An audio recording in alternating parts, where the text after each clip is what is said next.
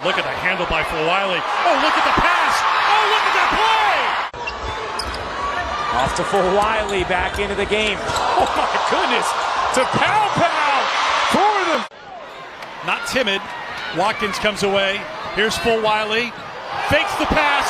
Gets the finish. Back from Fulwiley. 15 for Hidalgo. Wow, Fulwiley. My goodness.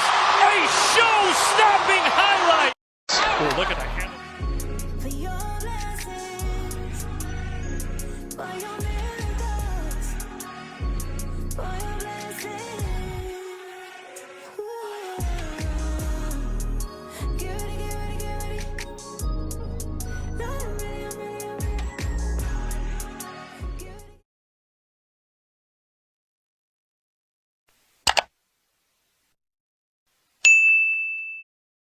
Hey fam, and welcome back to the Shantae and Renick channel. If this is your first time ever tuning in, welcome. I'm so glad you took the time to check your girl out. And if you're not already part of the family, what are you waiting for? Click that bell, and most importantly, click subscribe. And when you click the bell, that'll make your post notifications be on to know every time your girl has a new video. I appreciate it in advance. And lastly, if you're not following me on social media, click those links down below in the description box. That way you'll know what your girl is up to when I'm not posting on here. Thank you in advance. And let's get right into what we're here to talk about today. Your girl Fulwiley is in the transfer portal, and a lot of y'all are mad about it, sad about it, or y'all feel like, hey, we ain't losing nothing with her going in there. But I'm going to tell you why I stand with Fulwiley on this decision. So a week after South Carolina Gamecocks took that nasty loss to the Yukon Huskies in the national championship, we were shocked with something that no one thought was coming. Your girl Fulwiley put herself in the transfer portal. And everybody is like, what's going on? Why in the world would Fulwiley want to leave going into her junior year? I was baffled. I was confused. I was like, it doesn't make sense. But then as the weeks went on and I had time to think and ponder on it, I was like, you know what? It kind of does make sense. Why?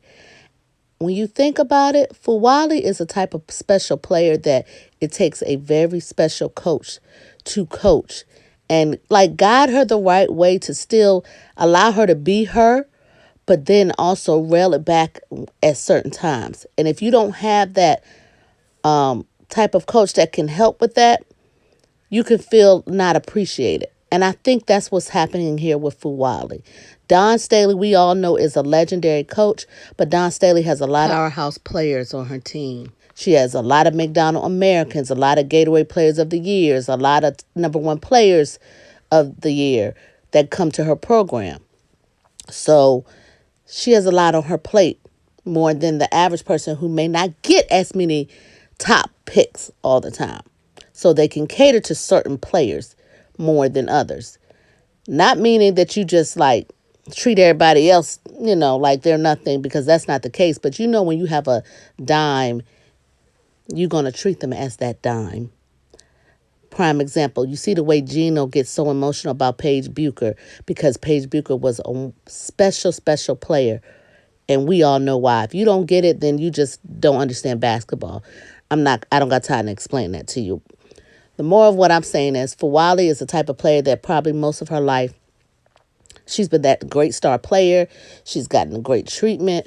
She's not used to having to kind of like not be the it girl completely. And being that she's coming up on her junior year, and she probably thought, okay, this is my time to really shine, get more playing time. She was the sixth man off the bench. Hopefully I should be getting ready to come into the starting role now.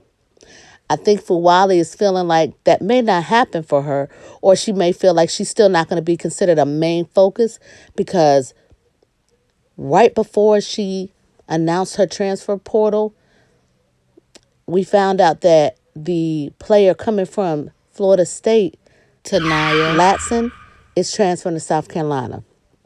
And this is interesting because when I did my research, I found out that Her and Raven Johnson, who's been with South Carolina for a while, played in high school together for 3 years and won 3 state championships. And I know y'all like, okay, that's high school. That's nothing really big to be saying, but it is because Raven Johnson's coming back. She announced she didn't go into the draft, as you see.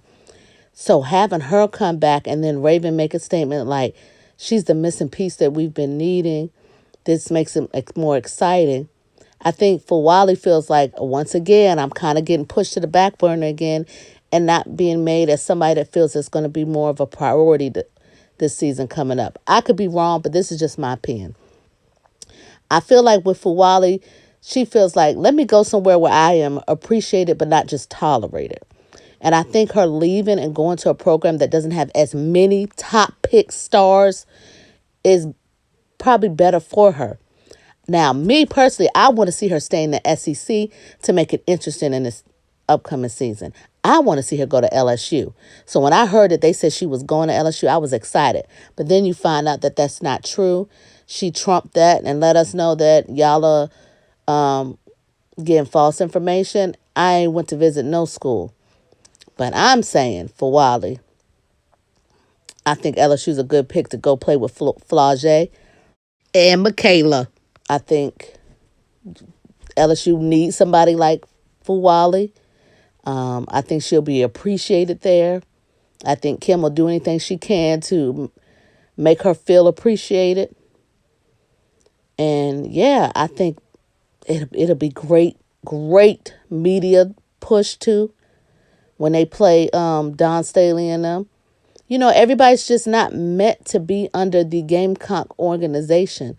It's a lot of great players that started out with Don and left for better opportunities.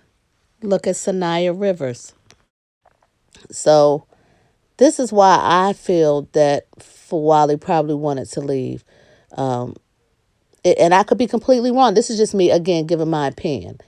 A lot of people, was giving her a hard time about how she played in a championship game, how her defense is lazy, how she didn't do help side and stuff. And I mean, it's a lot of things we could say that Fulwiley don't do right.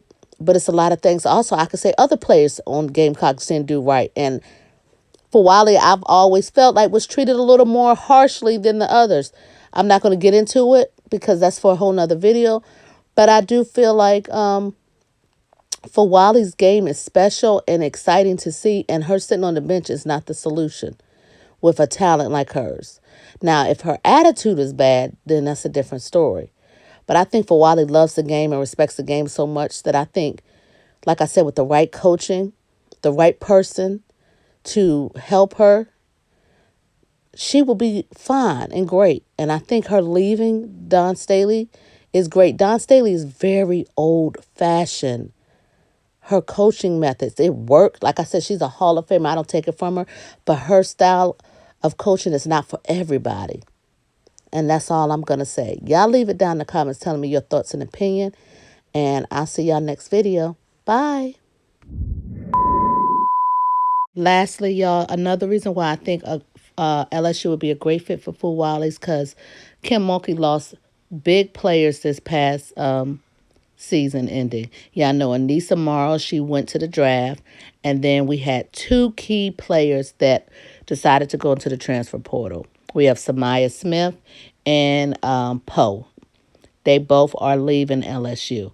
So that opens us up even more for Fulwiley to come in as a guard. And yeah, I just think Flage's going to need that help on the other wing. And then Michaela can do what she do, whether that's playing on the wing, playing the power forward. I just think it'll be a great asset for LSU. And like I said, it will be good media, too, when it comes time for Don Staley Gamecocks and LSU Tigers to play each other in the SEC. I mean, how much of a better revenge would it be if Fulwiley busts their butt like I know she can? All right. Till next time. Bye, y'all.